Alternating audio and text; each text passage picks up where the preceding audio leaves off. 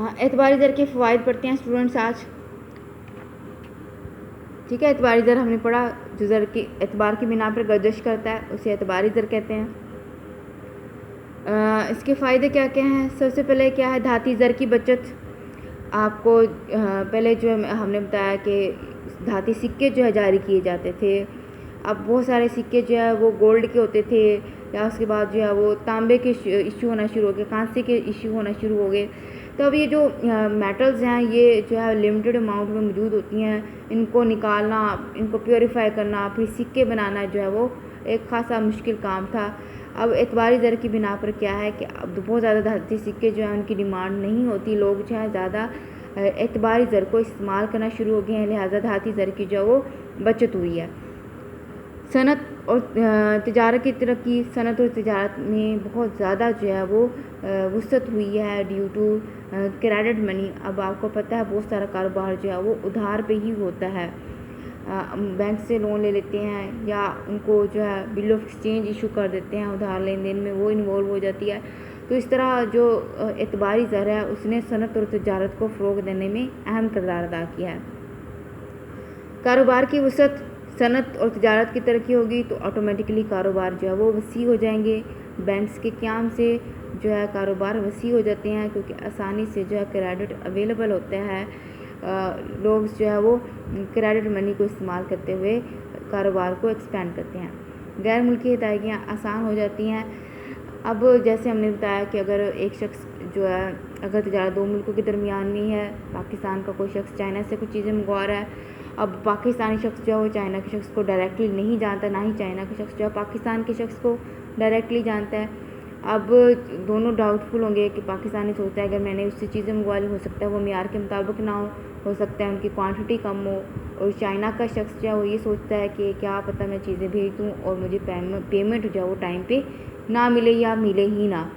तो इस तरह के जो डाउट्स हैं, इस तरह के जो शकूक व शुबहात हैं, इनको दूर करने में भी जो है एतबारी ज़र ने अहम किरदार अदा किया है।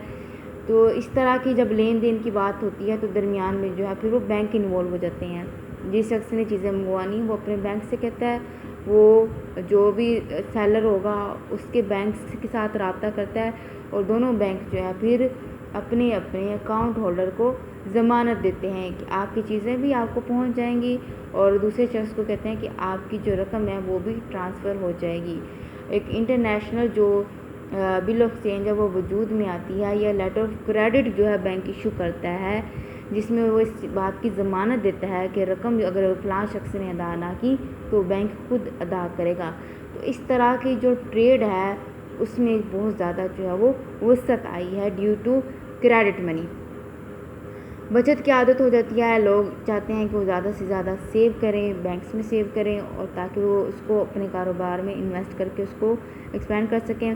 कारोबारी सलाहियतों से इस्तेफ़ादा होता है। जब कारोबार वसी पैमाने पर चलेगा तो ज़ाहिर बात है हर एक को उनकी जो काबिलियत है उनकी बिना पर काम मिलेगा, तो कारोबारी सलाहियत से इस्तेफ़ादा हासिल किया जा सकता है। कीमतों में इस्तेकाम रहता है, स्टेबिलिटी रहती है। जब ट्रेड होती है बहुत सारे एरियाज़ में ड्यू टू क्रेडिट मनी, तो जिन इलाकों में रसद ज़्यादा है वहाँ से उसको दूसरी जगह जो है वो शिफ्ट किया जा सकता है जहाँ पर डिमांड जो है वो ज़्यादा है, लिहाजा कीमतें जो है वो फिर स्टेबल रहती हैं, बहुत ज़्यादा उनमें उतार चढ़ाव नहीं आता।